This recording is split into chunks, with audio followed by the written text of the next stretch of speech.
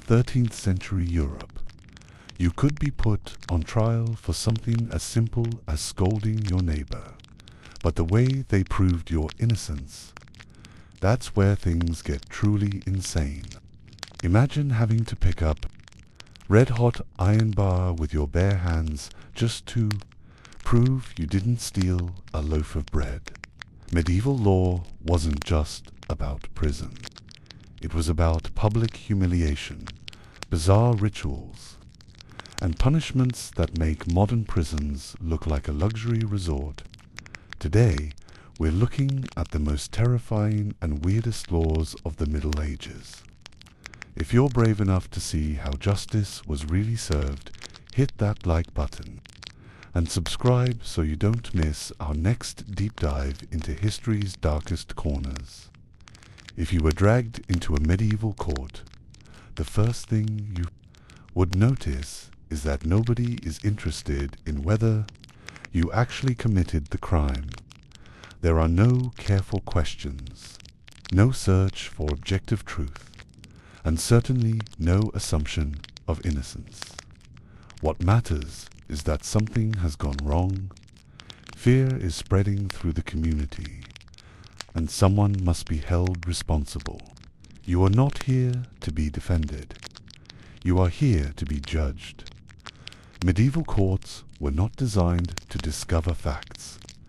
They were designed to restore order in a world that felt constantly on the brink of collapse. Plagues appeared without warning. Crops failed. Children died suddenly.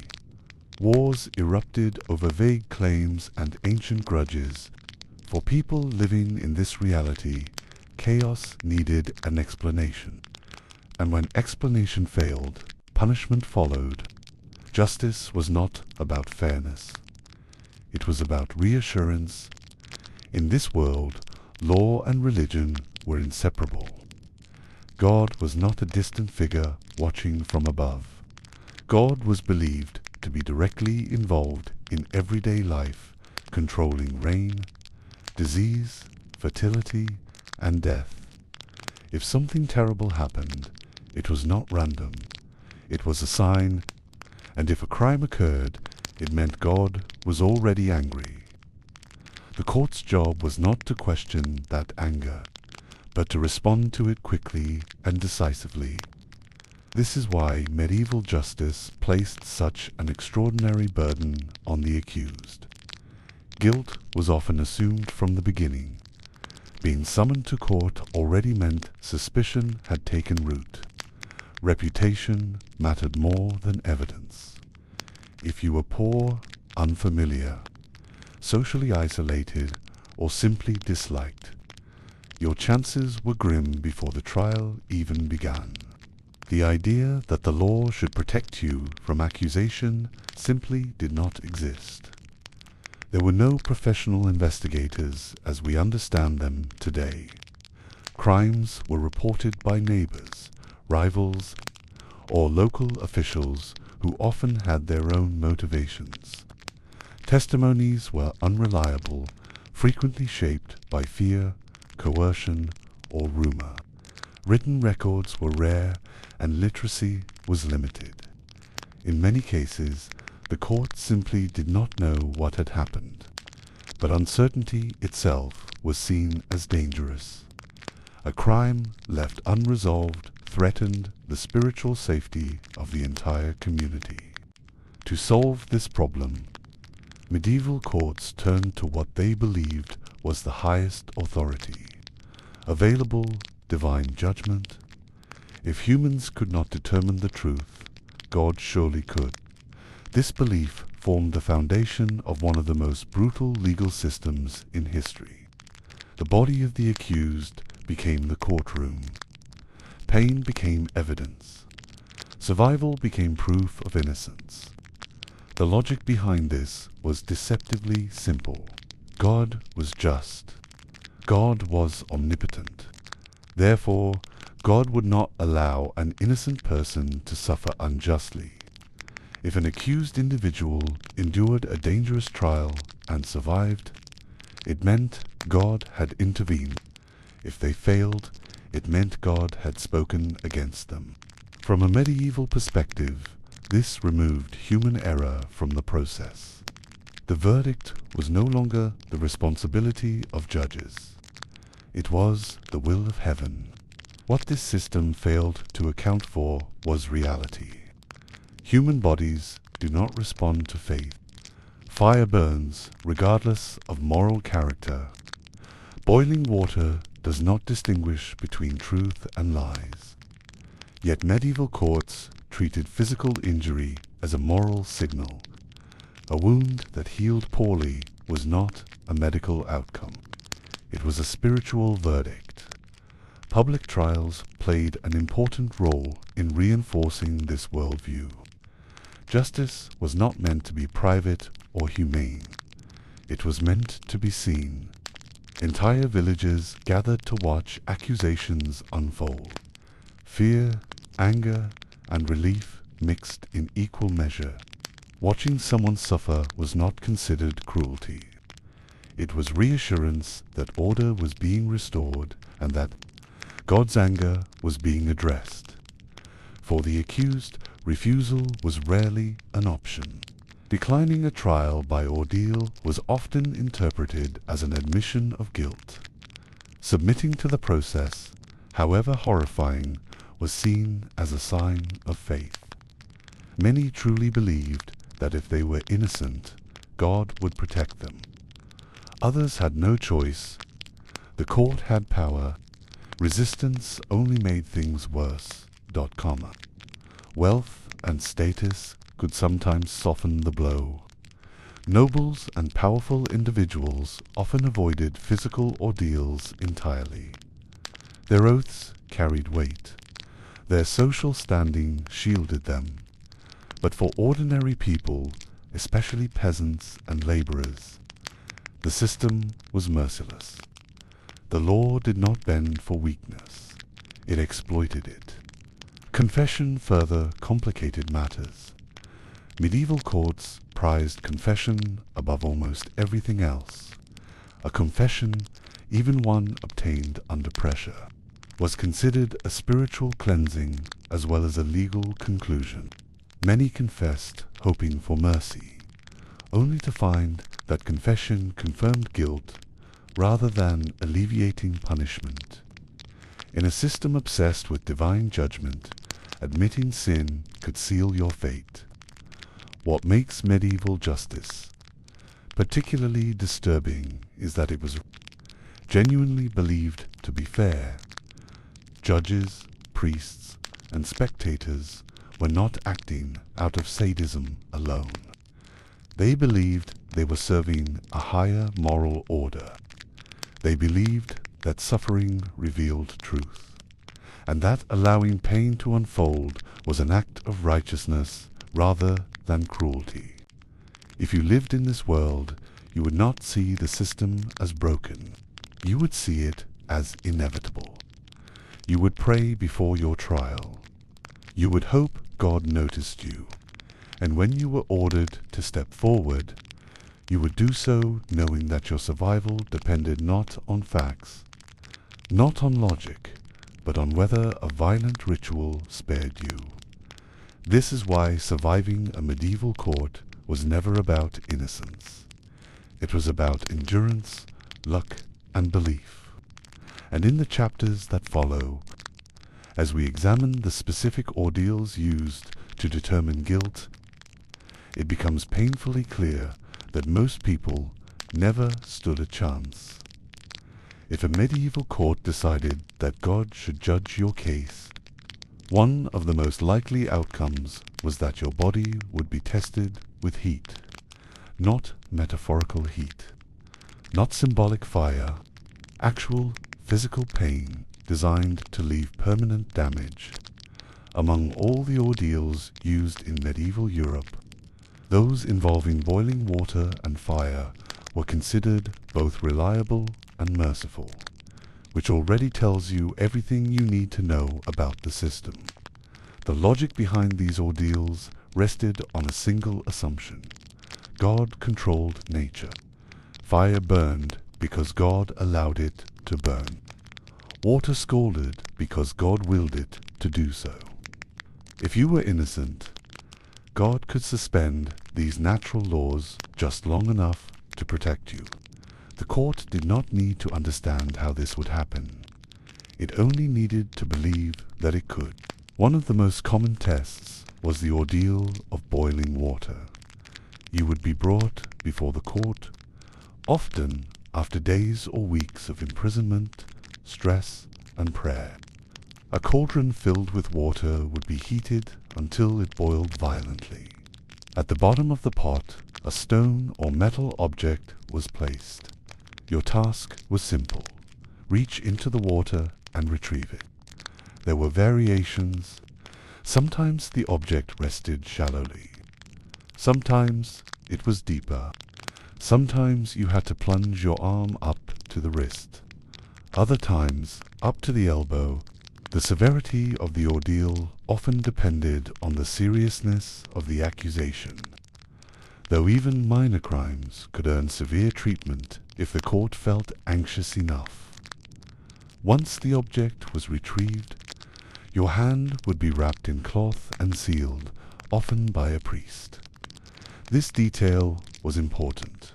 The court believed that tampering with the wound could interfere with God's judgment. You were sent away and told to return after a set number of days, usually 3, though the exact timing varied by region. During those days, infections set in. Medical knowledge at the time was primitive at best. Clean bandages were rare. Germ theory did not exist. Burns, especially deep ones, almost always became inflamed, blistered, and infected. Pain worsened. Fever was common. Some people died before the inspection even took place. When the day arrived, the bandages were removed in public. A priest or judge examined the wound. If it appeared to be healing cleanly, you were declared innocent. If it looked swollen, oozing, or foul-smelling, the verdict was guilt. The decision was framed as divine revelation. In reality, it was biology pretending to be morality. Fire ordeals followed a similar pattern, but with even less room for survival. One common version required the accused to carry a red-hot iron bar for a certain distance. The iron was heated until it glowed. The weight burned through flesh immediately. Again, the wound was wrapped, sealed, and inspected days later. Another version involved walking barefoot across heated plowshares. This was often done in public spaces, sometimes even in front of churches, reinforcing the idea that God was actively present and watching. Each step tore skin from bone. The pain was immediate and overwhelming. Collapse was common. Refusal was interpreted as guilt. As with boiling water, the outcome depended not on what happened during the ordeal, but on how the body healed afterward. And bodies, inconveniently, heal according to physical laws rather than moral ones. The court, however, refused to see this distinction. What makes these ordeals particularly cruel is how much hope they inspired. Many accused individuals genuinely believed they would be protected. Faith was not a performance. It was a survival mechanism. People prayed intensely before the ordeal, convinced that their innocence would be recognized by God in the only language the court accepted, pain avoided, or wounds healed. When that protection failed to appear, the psychological collapse could be devastating. To suffer and then be declared guilty meant not only legal punishment, but spiritual condemnation. It suggested that God himself had rejected you. For deeply religious people, this verdict was worse than death. The system also conveniently absolved judges of responsibility. If someone was found guilty, it was not because the court made a mistake. It was because God decided. If an innocent person suffered, it was assumed they were not truly innocent after all. The logic was perfectly circular and impossible to challenge. Social pressure amplified the cruelty. Trials were public. The community watched closely. The outcome needed to satisfy collective fear. Declaring someone innocent after a visible, horrific injury could feel wrong to spectators. Pain was expected to mean guilt. A wound that looked too severe to excuse almost guaranteed condemnation. There was also room for manipulation. Priests sometimes controlled the temperature of the water or the iron. A favored individual might receive slightly less severe treatment. An unpopular one might not. The system claimed divine neutrality, but human bias was always present.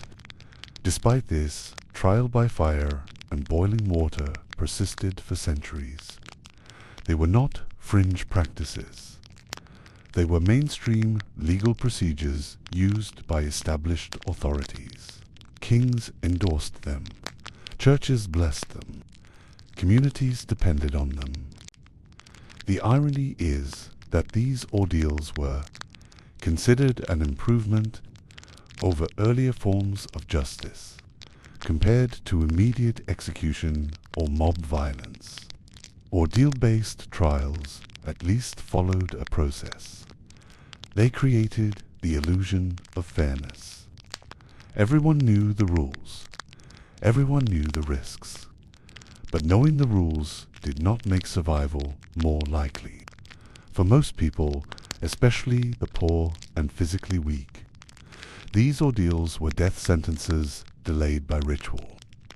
Even those declared innocent often carried permanent injuries. Crippled hands, chronic pain, infections that never healed properly. Innocence did not restore what the ordeal destroyed.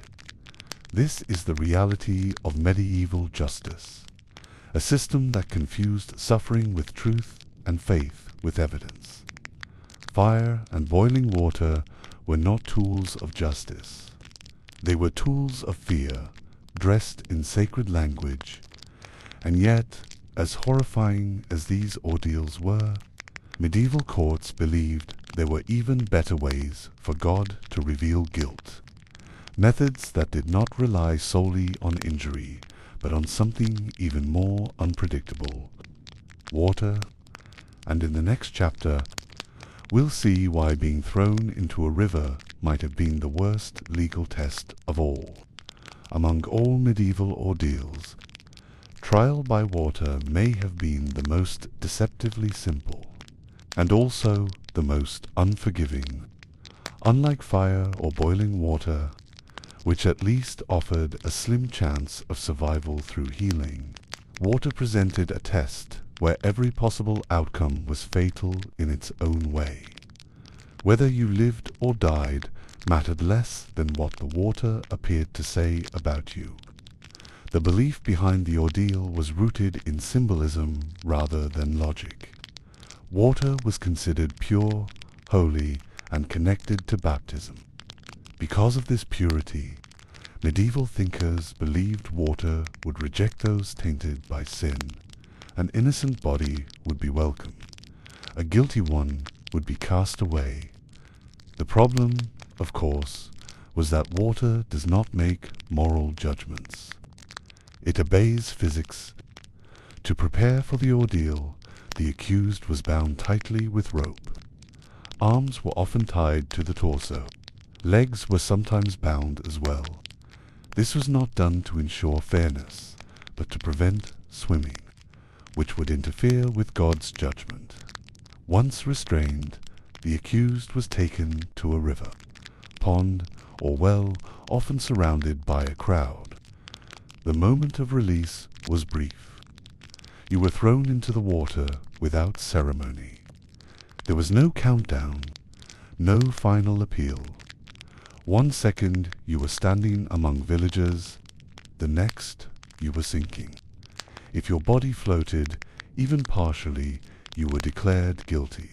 Floating meant the water had rejected you. The court interpreted this as divine confirmation, that you were corrupt and unworthy of purity. Those who floated were usually pulled out quickly, not to be saved, but to be punished. Execution often followed. If you sank, the verdict was innocence. This detail is often presented as a grim joke, but in reality it was a tragedy played out repeatedly. Sinking did not come with a guarantee of rescue. Sometimes ropes were attached to the accused to pull them back up. Sometimes they were not. Sometimes the delay was too long. Innocence, in many cases, was discovered only after drowning. Even when rescue was planned, the process was brutal. Bound limbs made movement impossible. Panic set in almost immediately. Water-filled lungs. Consciousness faded quickly. Those pulled from the water often suffered long-term damage if they survived at all. Yet medieval courts saw no contradiction in this outcome.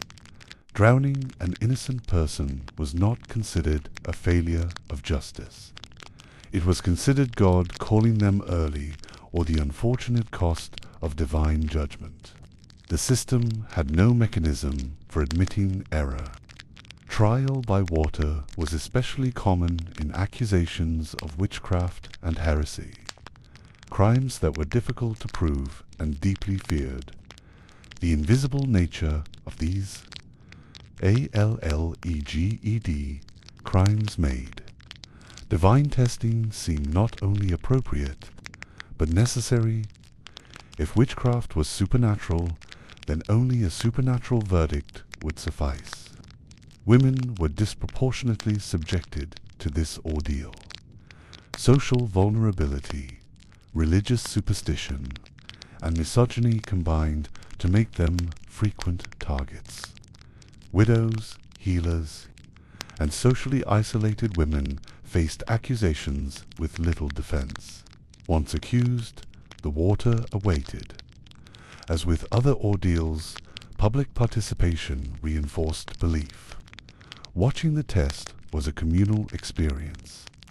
The crowd held its breath as the body entered the water. The reaction afterward was immediate.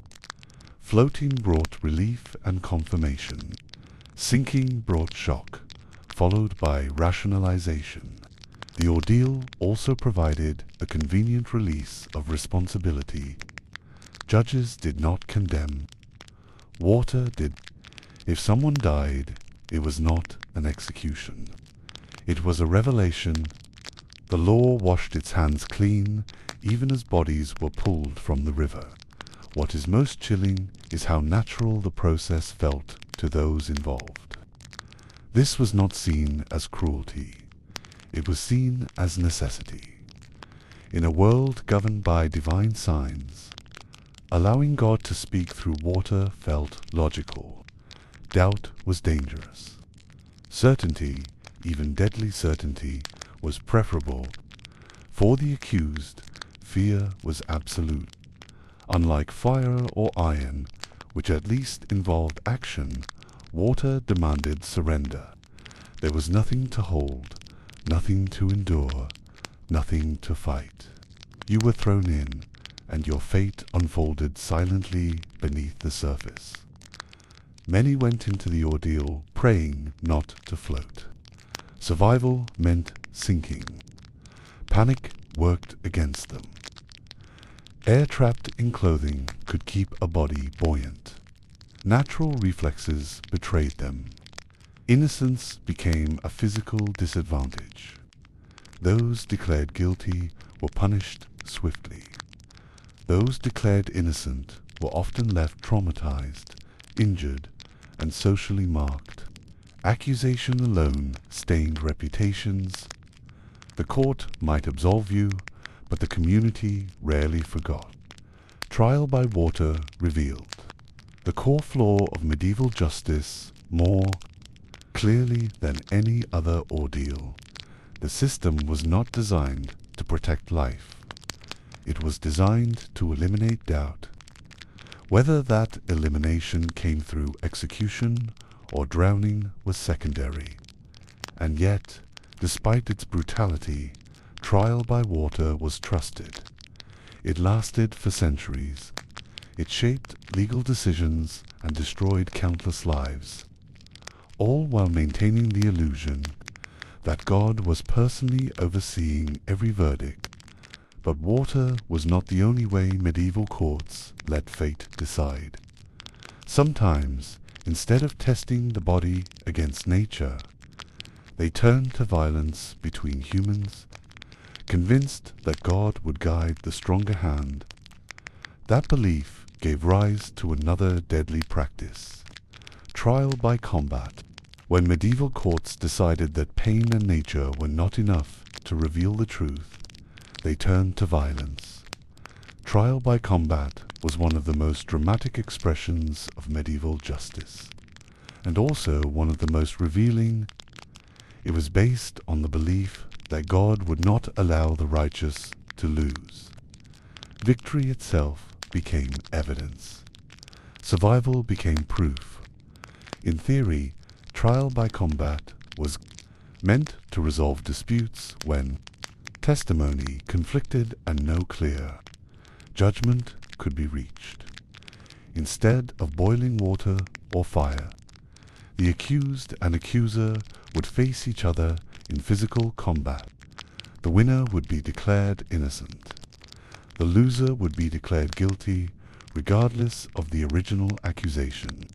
This system assumed that God actively guided the outcome of the fight. Strength, skill, and endurance were not seen as advantages. They were seen as instruments of divine will. If one person was stronger, it meant God wanted them to be stronger in that moment. Questioning the outcome was equivalent to questioning God. In practice, trial by combat favored those already powerful. Young men, trained fighters, and members of the nobility had obvious advantages. The poor, the elderly, and the physically weak were placed at immediate risk. The court did not attempt to balance these disparities. Unequal combat was not a flaw. It was a feature. Combat could take many forms depending on the region and the social status of the participants. Knights fought with swords, shields, and armor. Commoners fought with clubs, staffs, or even bare hands. Some combats were to the death. Others continued until one participant surrendered or was unable to continue.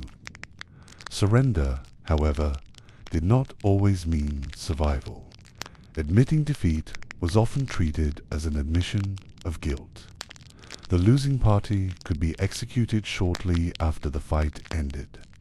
In some cases, they were allowed to live but lost property, status, or freedom. Victory was everything. Loss erased you. Women faced a particularly grim version of trial by combat. If a woman accused a man, or was accused herself, she was sometimes forced to fight under deeply unequal conditions. A common practice involved placing the man in a pit up to his waist, while the woman stood above, armed with a weighted cloth or stone. The appearance of fairness did nothing to change the underlying danger. To avoid personal combat, wealthier individuals could hire champions to fight on their behalf. This option was rarely available to ordinary people. Hiring a skilled fighter meant outsourcing both your fate and your morality. If your champion lost, you were guilty. If they won, you were innocent, regardless of the truth. The presence of champions further exposed the contradiction at the heart of trial by combat. If God guided the outcome, why would skill matter? Why would experience, training, and physical conditioning influence divine judgment? Medieval courts did not ask these questions. The ritual mattered more than the logic. As with other ordeals, trial by combat was a public event. Crowds gathered. Stakes were high. The fight was not entertainment in the modern sense, but it was spectacle. It satisfied the community's desire for resolution and reaffirmed the idea that justice was decisive and visible. The psychological pressure was immense. Combatants knew that defeat meant condemnation. Fear and adrenaline shaped the fight. Injuries were severe. Death was common. Even victory could leave permanent damage. Broken bones, deep wounds, and infections followed many winners home. Despite its brutality, trial by combat persisted for centuries. It was written into legal codes. Kings authorized it. Judges supervised it. The Church, while sometimes uneasy, often tolerated it.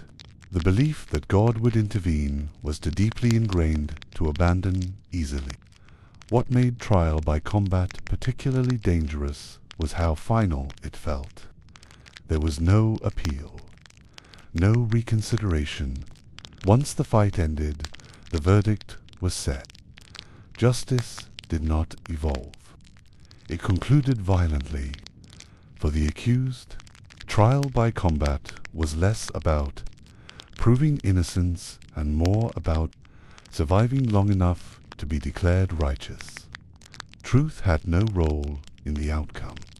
Strength did, endurance did, luck did.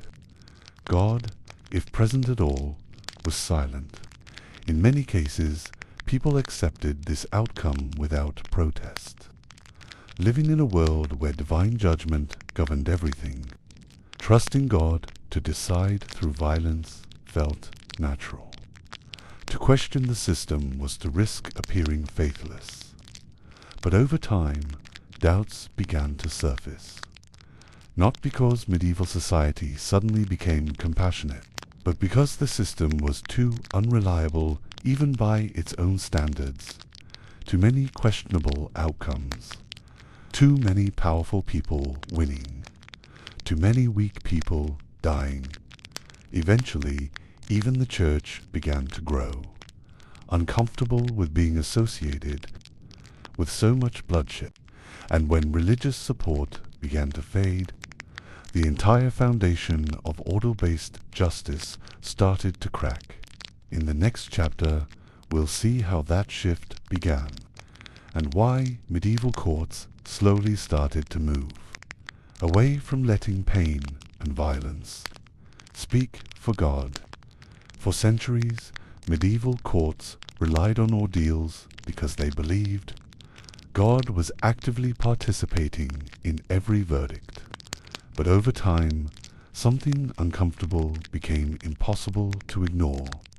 God was not behaving consistently. Innocent people suffered. Powerful people won suspiciously often. Outcomes depended less on faith and more on circumstance. Slowly, quietly, the moral certainty behind ordeal-based justice began to erode. The first cracks did not come from compassion. They came from practicality. Courts needed stability. Rulers needed predictable outcomes. Ordeals, despite their spiritual appeal, were chaotic. They produced results that were difficult to control and impossible to reverse. A dead accused person could not pay fines, serve labor, or be used as an example. From a political perspective, this was inefficient. At the same time, the Church faced an uncomfortable theological problem. If God truly intervened in every ordeal, then every unjust outcome implicated divine will. As doubts grew, religious authorities began to question whether it was appropriate to force God's hand in legal matters. Silence replaced certainty. Endorsement became hesitation. This shift became official in 1215, when the Fourth Lateran Council prohibited clergy from participating in ordeals. This decision did not explicitly declare ordeals unjust or wrong. It simply removed religious supervision. Without priests to bless the trials, inspect wounds, and validate outcomes, the entire system lost its spiritual authority. Courts suddenly faced a crisis. Ordeals without divine oversight were meaningless. Pain alone could not be presented as judgment. The legal system needed an alternative that still preserved control, hierarchy, and certainty. That alternative was confession. Confession had always played a role in medieval justice, but now it became central.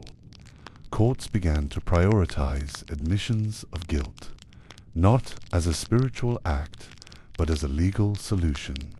A confession ended uncertainty. It produced a clear outcome. It allowed the court to move forward without invoking divine intervention. The problem was how to obtain those confessions. In theory, confessions were voluntary. In reality, they were often coerced. Imprisonment, deprivation, threats, and eventually torture were used to extract admissions. The court justified these methods by arguing that a guilty person would eventually confess, while an innocent one would endure. This logic was no more sound than ordeal-based justice. Pain does not reveal truth. It reveals desperation. Under enough pressure, almost anyone will say what they believe the court wants to hear. Medieval judges, however, valued certainty over accuracy. Ironically, the decline of ordeals did not make the legal system more humane. It made it more controlled. Instead of visible public suffering, punishment moved into enclosed spaces. Instead of God judging through nature, judges judged through procedure. The brutality remained. It was simply reorganized. Trials became more formal, written records increased. Rules developed, but fairness did not automatically follow. Social status still mattered. Wealth still protected. The poor remained vulnerable. The difference was that injustice now wore the appearance of rationality. People noticed the change.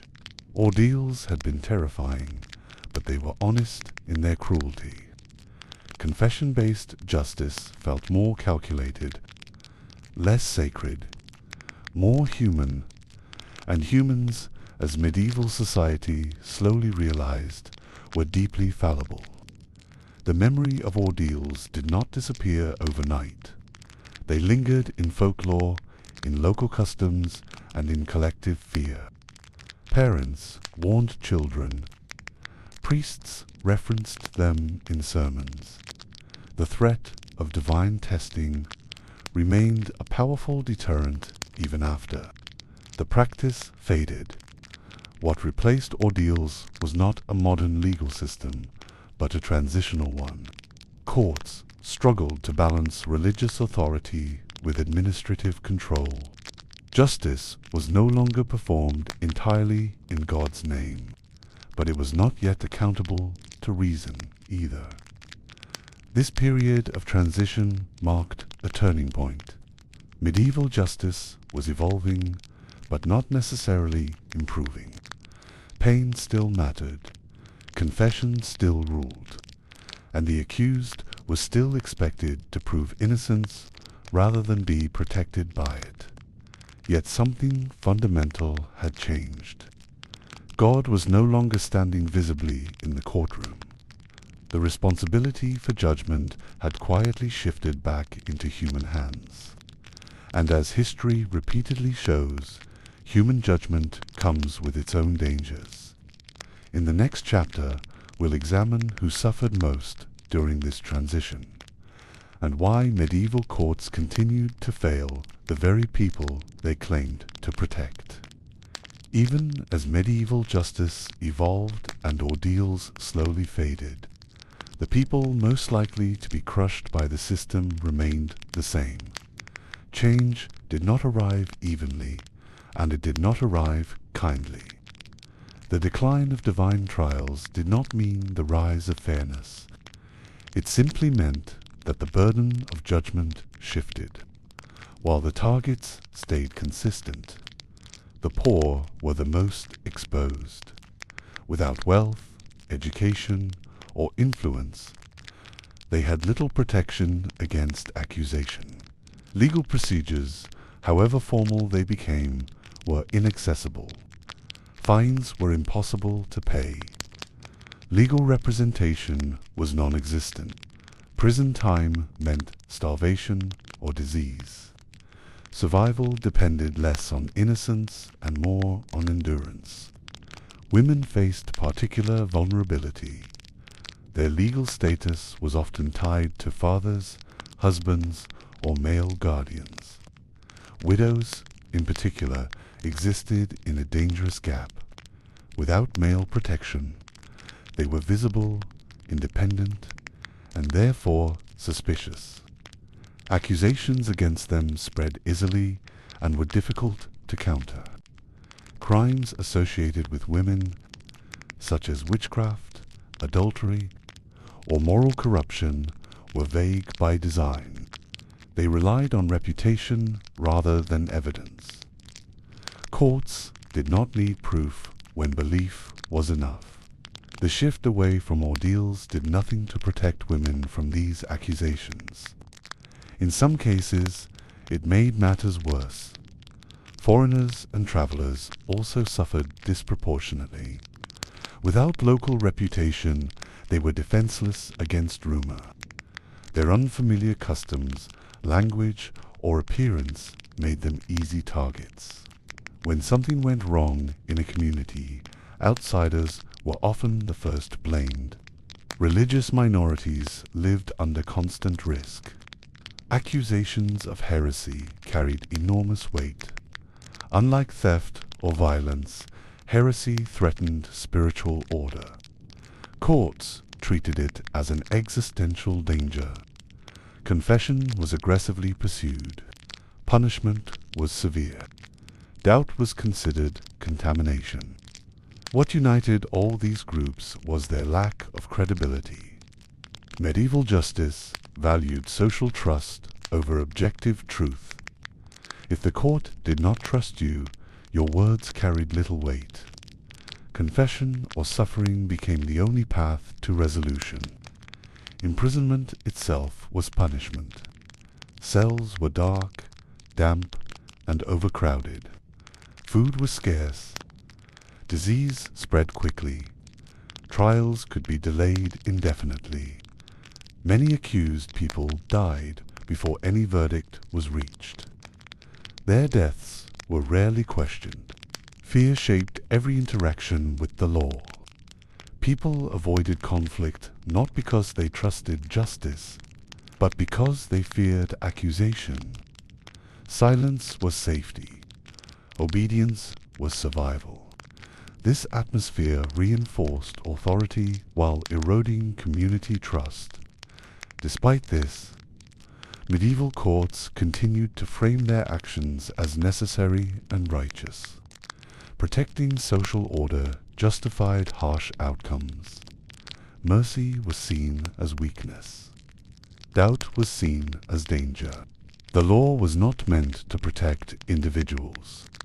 It was meant to preserve stability. This mindset explains why legal reform was slow. Suffering was normalized. Injustice was rationalized.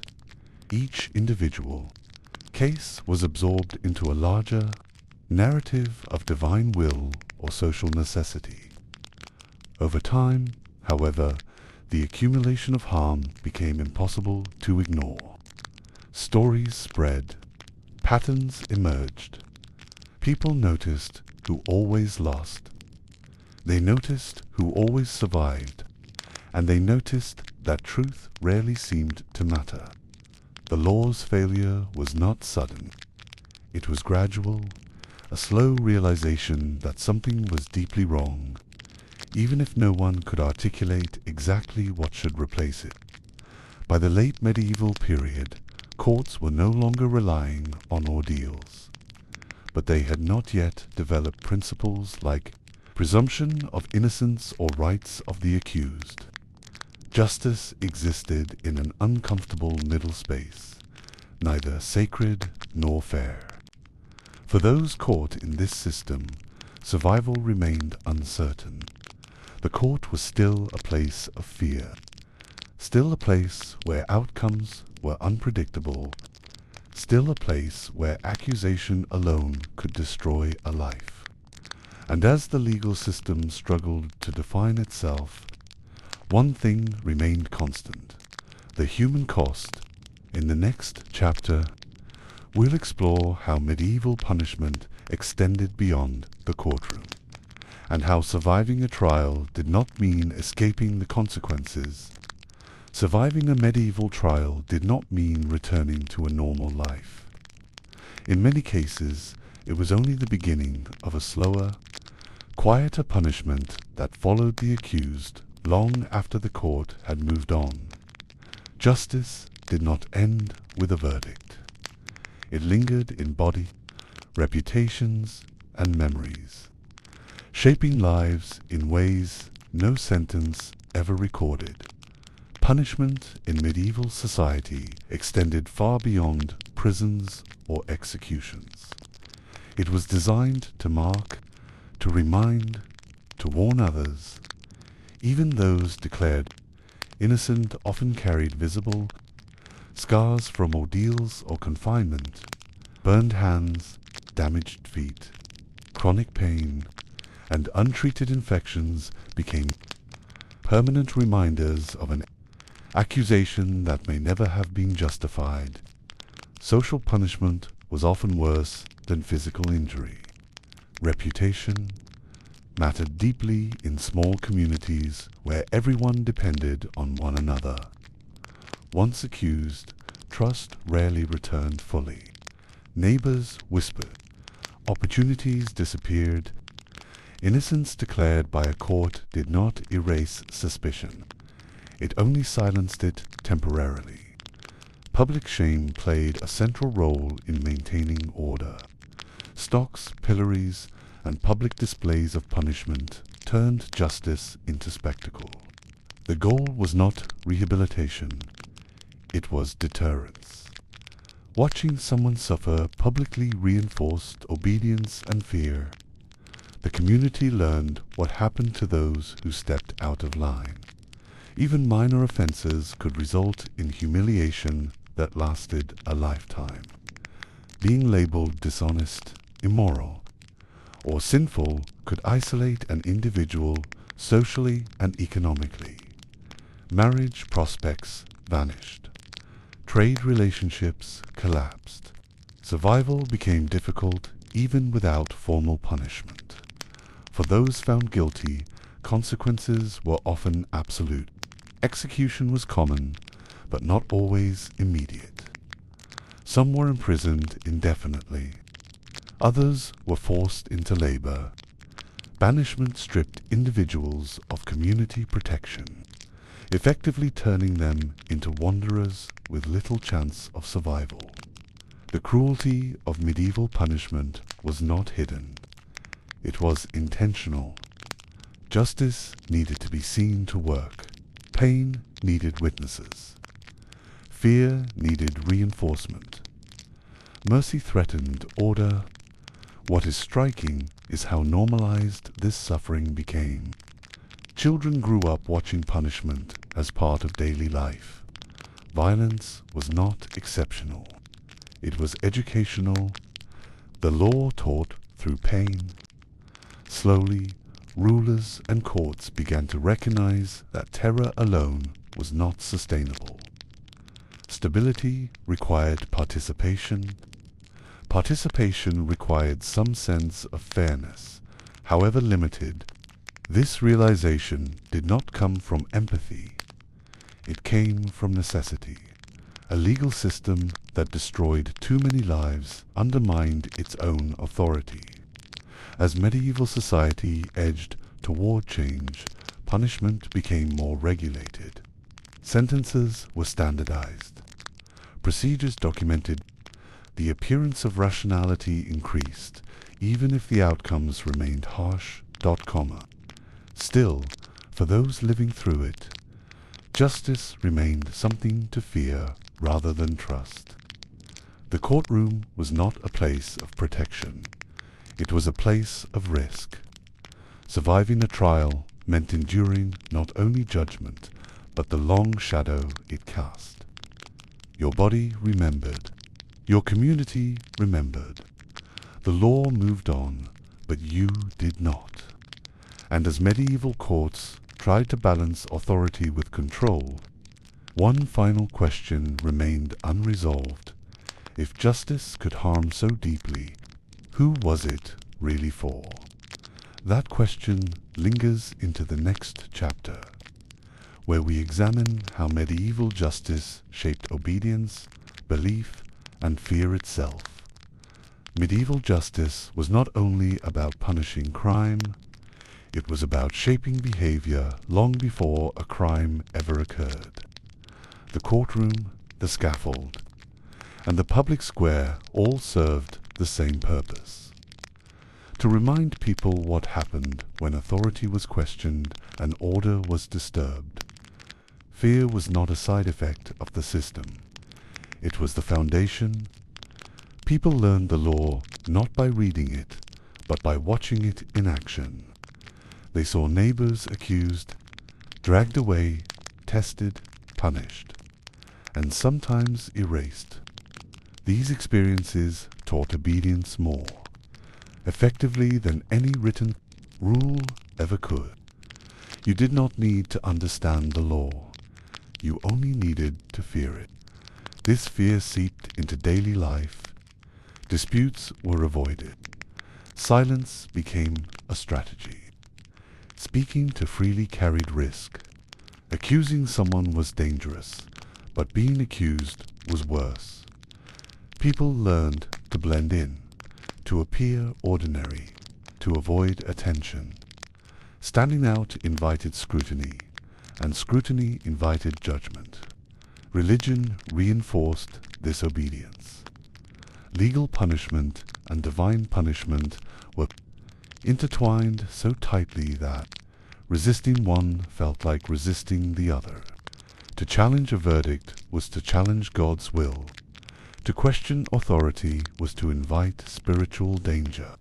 Faith, fear, and law became indistinguishable. Confession played a powerful role in maintaining control. Admitting guilt was not only a legal act, but a moral one. Confession suggested acceptance of authority and submission to order. Those who confessed quickly were sometimes treated as cooperative, even if their punishment remained severe. Those who resisted were seen as defiant, dangerous, and spiritually suspect. Over time, this created a culture where internal obedience mattered as much as external compliance. People policed themselves. Guilt was internalized. Fear of accusation shaped thoughts as well as actions. The law did not need to watch everyone constantly. The community did that work for it. Yet this system was fragile. Fear creates compliance, but it also creates resentment. Trust erodes. Cooperation becomes performative. People obey, but they do not believe.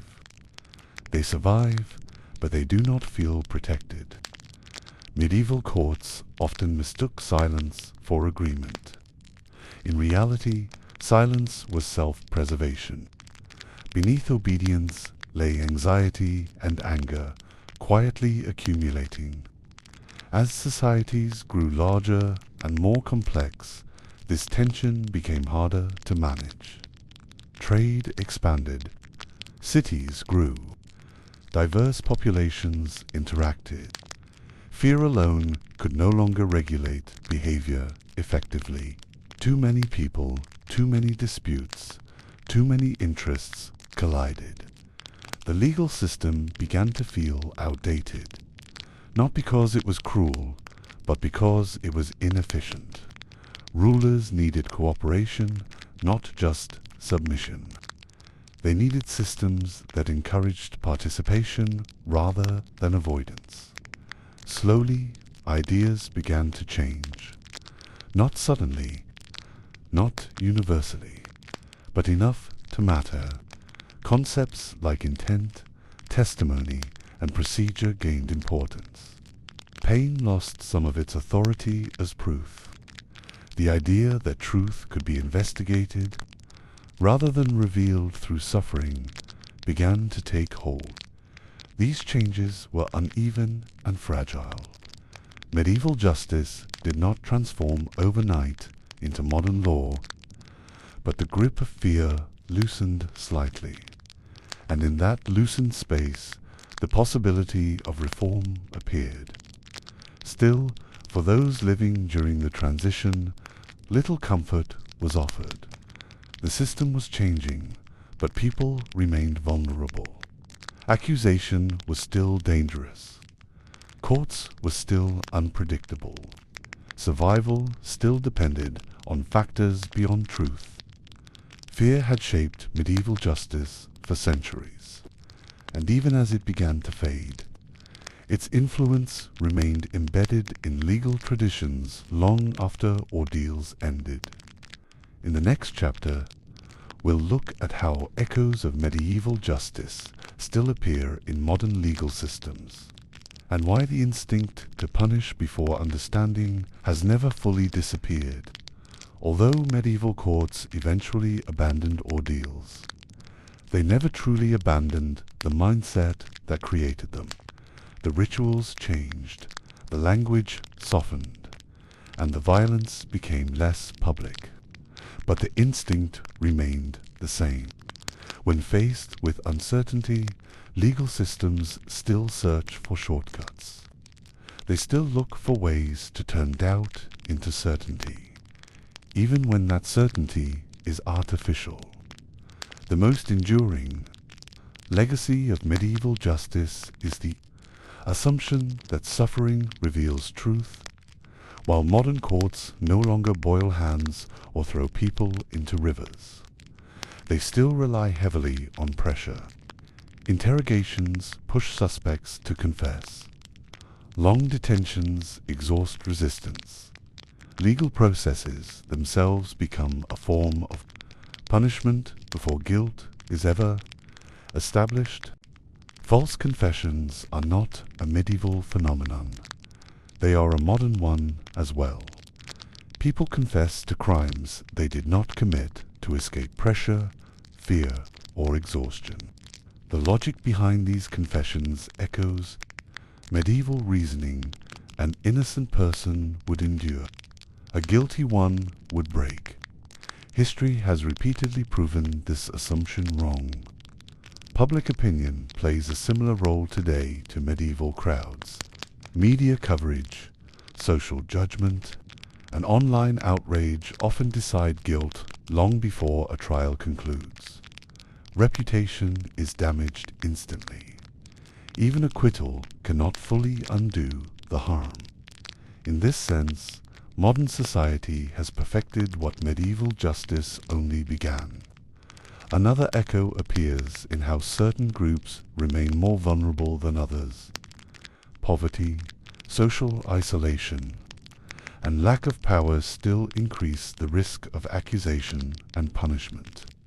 While the methods have changed, inequality continues to shape outcomes. Justice may be more structured, but it is not equally accessible. The language of morality also persists. Courts may speak in legal terms, but public discourse often frames crime as a reflection of character rather than circumstance. This mirrors medieval belief that wrongdoing revealed inner corruption. The desire to identify and remove bad people remains strong, even when reality is more complex. What has changed is not human nature, but tolerance. Modern societies accept less visible suffering, not necessarily less injustice.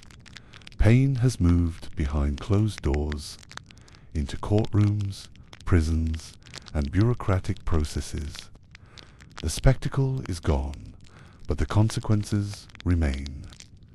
The danger of this legacy is complacency.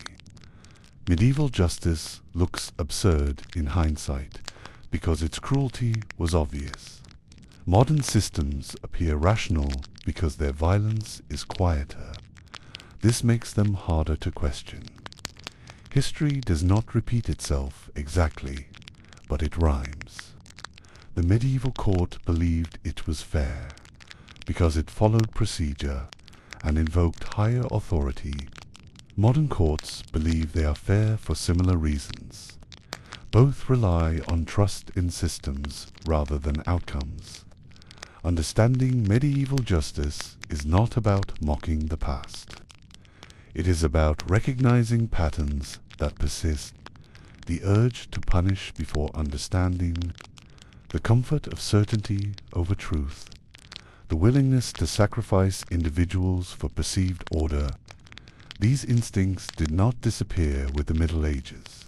They evolved, and recognizing them is the only way to prevent history from quietly continuing under a different name. One final chapter remains, not to explain how medieval justice ended, but to answer a simpler question: why, if you were there, you would not have survived it. If you were placed before a medieval court, your chances of survival would have little to do with truth. They would depend on timing, status, health, reputation, and luck. The system was not designed to protect you. It was designed to protect order, belief, and authority. Individuals were expendable. Stability was not. You would not survive because innocence was not a shield. Accusation alone carried weight. Once suspicion took hold, it shaped every step that followed.